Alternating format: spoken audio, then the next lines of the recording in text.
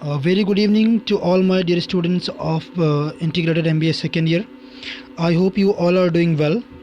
So, guys, as you know, we are discussing the subject marketing management second in your class.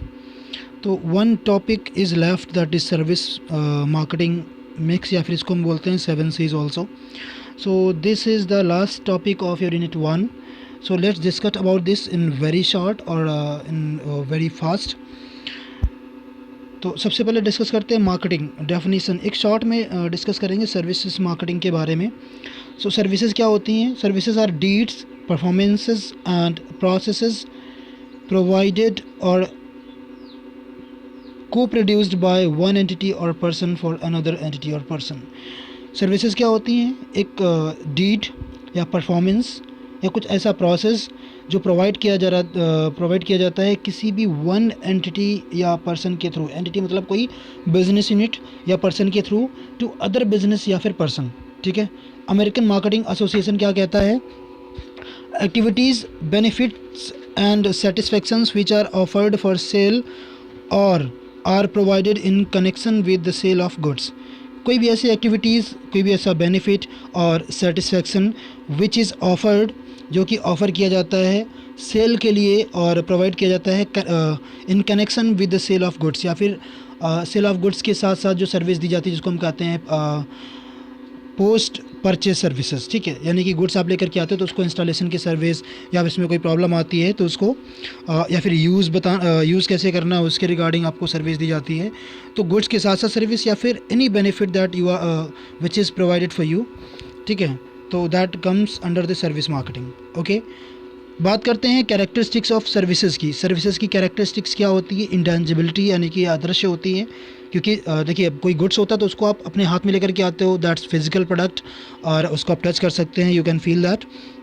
But जो services होती हैं that those are intangible, यानी कि उनको आप देख नहीं सकते. ठीक है.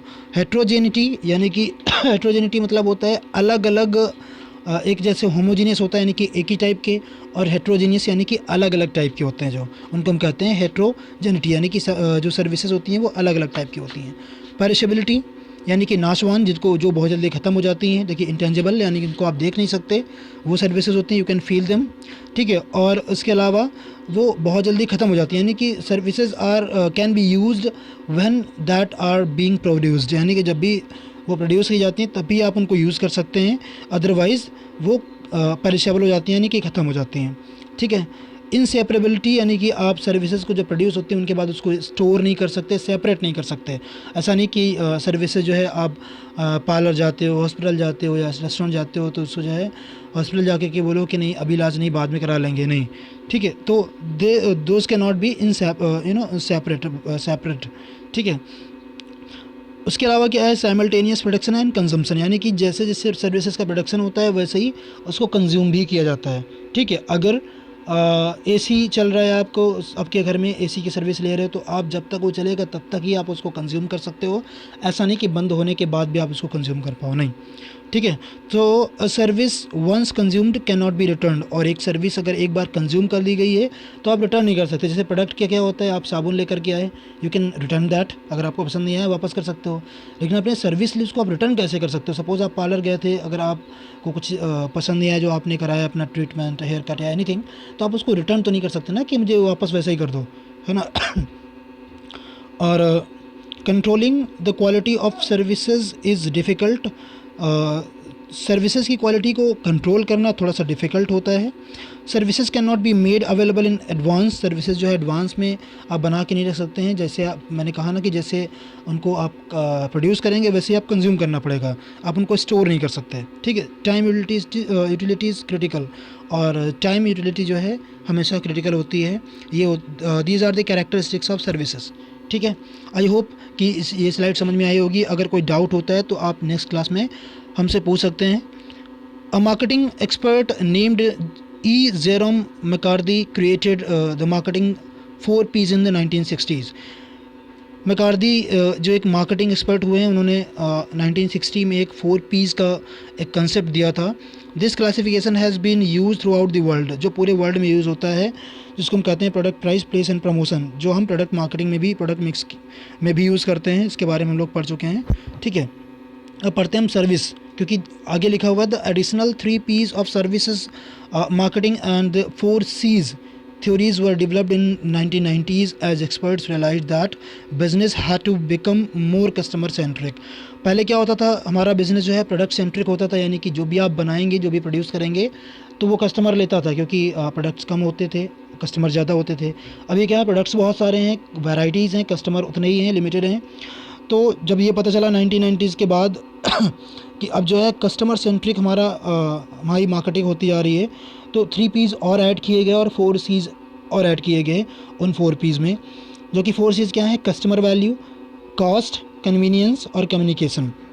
जबकि जो एडिशनल 3 P's हैं वो क्या हैं, people, process and physical evidence. So which were directly correlated with the 4 P's, product price, place and promotion respectively. जो कस्टमर वैल्यू है, कॉस्ट है, कन्वीनियंस है और कम्युनिकेशन है, इसको जो है, देखिए कस्टमर वैल्यू की बात करेंगे तो प्राइस हो जाएगा, ठीक है, सॉरी कॉस्ट हो जाएगा प्राइस, कस्टमर वैल्यू क्या हो जाएगा प्रोडक्ट, कन्वीनियंस हो जाएगा आपका प्लेस एंड प्रमोशन क्या हो जाएगा कम्युनिकेशन.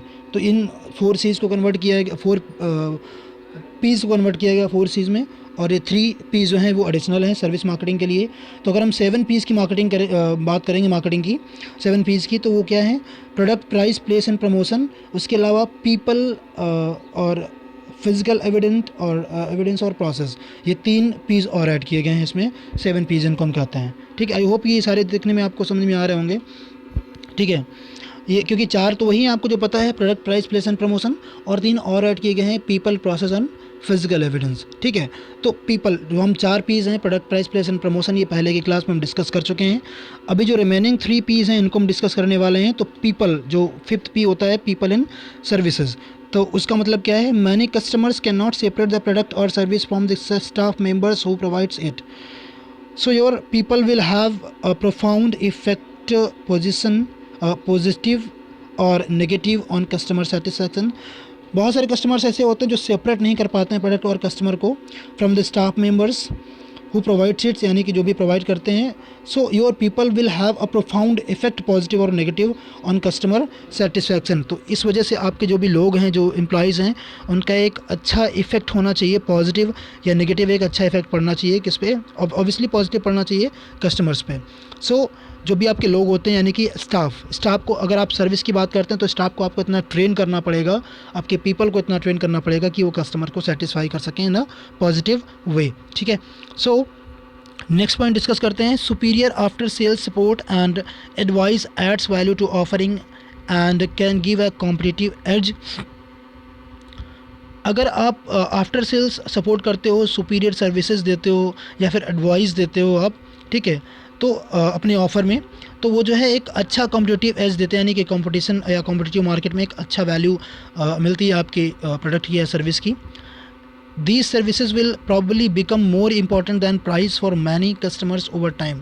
और ये जो आपके सर्विसेज आप देते हो, तो प्राइस से ज़्यादा कहीं इंपॉर्टेंट हो जाती हैं कस्टमर के लिए आपकी सर्विसेज. फिर वो प्राइस को प्रेफर नहीं करता कि आप महंगा दे रहे हो या कम दे रहे हो पैसा, फिर प्रेफर करता है कि आपकी सर्विसेज अच्छी हैं, तो आपके पास वो विज़िट करता है बार बार. ठीक है, तो एम्प्लॉयज़ रिक्रूटिंग, यानी कि एम्प्लॉयज़ को जब आप हायर करते हो तो सबसे पहले रिक्रूट करेंगे, तो ट्रेन करेंगे, मोटिवेट करेंगे, रिवॉर्ड करेंगे और टीम वर्क सिखाएंगे.